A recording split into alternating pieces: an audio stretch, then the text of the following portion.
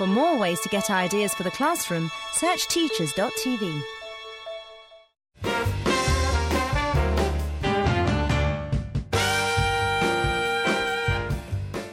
Today, my favourite creator of Christmas stories, Charles Dickens. Do you know, when he died, a market girl here in London said, "Dickens?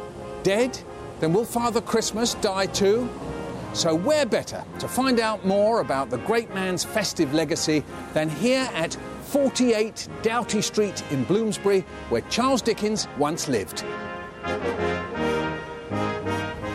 It was 1837. Charles Dickens was 25 when he moved in here with his wife and baby son, a rising literary star in a newly built house, now a museum.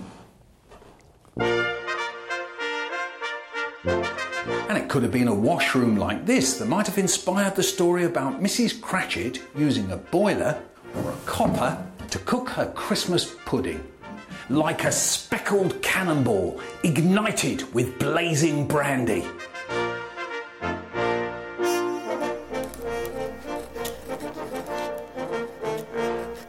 Well, Dickens was certainly prolific while he lived here.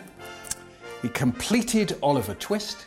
He wrote Nicholas Nickleby and part of Pickwick Papers. A Christmas Carol will come later, but this museum holds many fascinating items related to this magical story. I picked a few little treasures we've got today.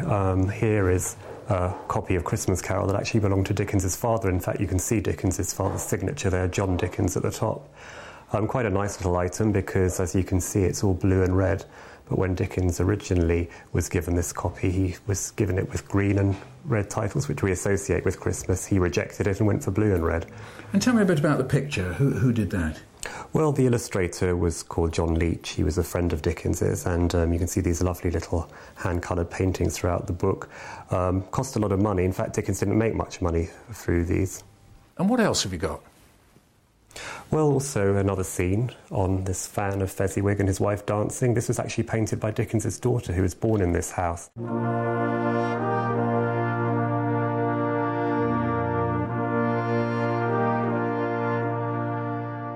I think that the Christmas Carol story has a lot of elements that we associate now with Christmas, and Dickens sort of reinvented the feeling of Christmas. During the period, the first Christmas card was sent as well, so a lot of the customs that we have now starting with this little tale. And there'd be plenty of Christmas spirit of the alcoholic kind flowing from the wine cellar here in Doughty Street, just as there is in A Christmas Carol. Large bowls of punch and Bob Cratchit's special cocktail of warm gin and herbs.